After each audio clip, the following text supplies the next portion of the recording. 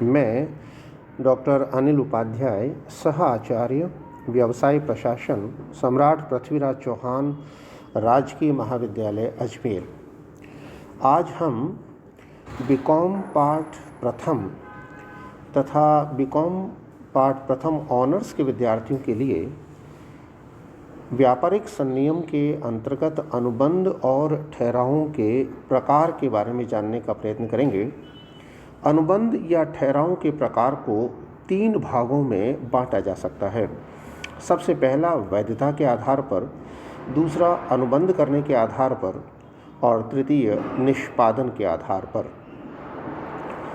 वैधता के आधार पर अनुबंधों को मूल रूप से 6 भागों में बांटा जा सकता है।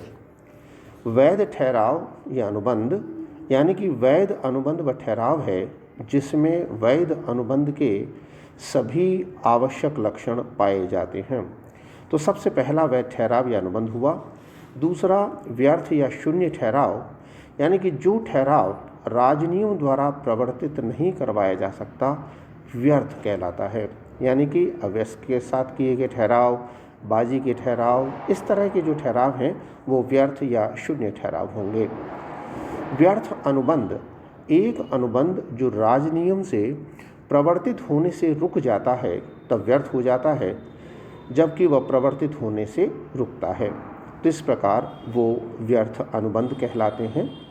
व्यर्थनीय अनुबंध या जिन्हें शून्यकरणीय अनुबंध भी कहा जाता है, यानी कि ऐसे ठहराव जो कि एक या अधिक पक्षकारों की इच्छा पर तो प्रवर्तनीय होता है, लेकिन दूसरे पक्षकार या पक्षकारों की इच्छा पर प्रवर्तनीय नहीं होता, इनको व्यर्थनीय अनुबंध के नाम से जाना जाता है। 5वें प्रकार में अवैध ठहराव को सम्मिलित किया जाता है। एक अवैध ठहराव वह होता है जिसका आंशिक या संपूर्ण उद्देश्य और प्रतिफल अवैधानिक होता है। धारा 23-24 में सामान्यतः जो ठहराव राजनियम द्वारा वर्जित होते हैं उन्हें अवैध ठहरावों की श्रेणी में सम्मिलित किया जाता है। अप्रवर्तनीय अनुबंध वह अनुबंध जिसे कुछ वैधानिक कमियों के कारण प्रवर्तित नहीं करवाया जा सकता है, वो अप्रवर्तनीय अनुबंध की श्रेणी में सम्मिलित होते हैं। अनुबंध या ठहरावों के दूसरे प्रकार के रूप में अनुबंध करने की विधि के आधार पर इनको बांटा जाता है, जिसमें सबसे पहले स्पष्ट अनुबंध को शामिल किया जाता है।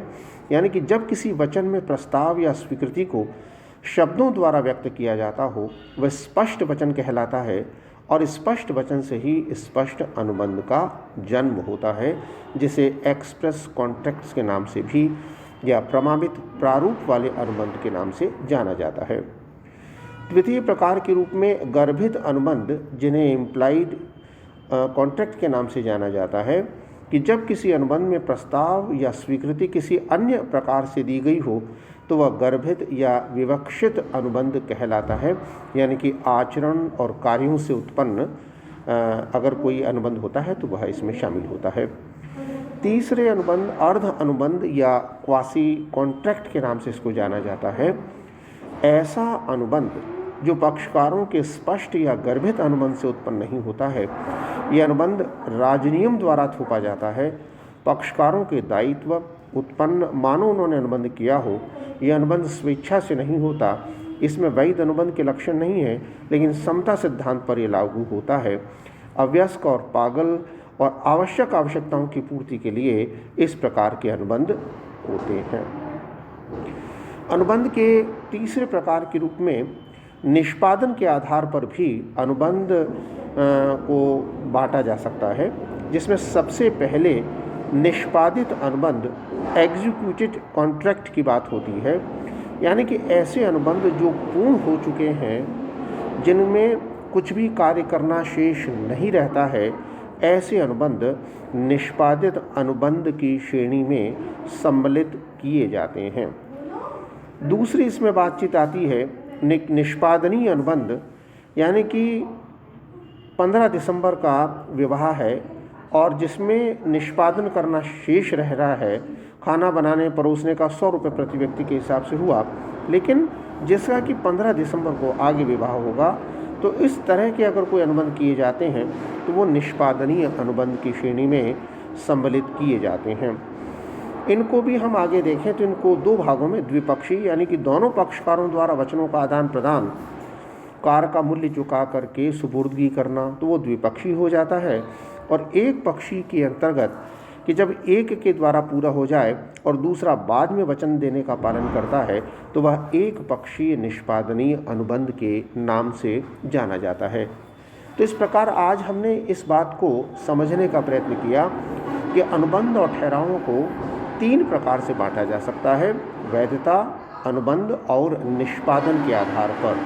वैधता के आधार पर हमने 6 अनुबंधों का अध्ययन किया, जिसमें वैध ठहराव या अनुबंध, व्यर्थ या शून्य ठहराव, व्यर्थ अनुबंध, व्यर्थनीय अनुबंध, अवैध ठहराव और अप्रवर्तनीय अनुबंध को सम्मिलित किया गया।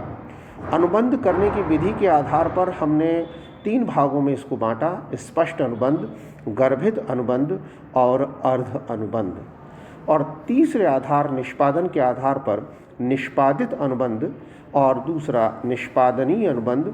निष्पादनीय अनुबंध भी एक पक्षीय और द्विपक्षीय 2 प्रकार के होते हैं। तो इस प्रकार से आज हमने अनुबंध और ठहरावों के प्रकार के बारे में जानने का प्रयत्न किया। धन्यवाद। आगामी कक्षाओं में हम और अन्य विषयों पर चर्चा करेंगे। धन्यवाद।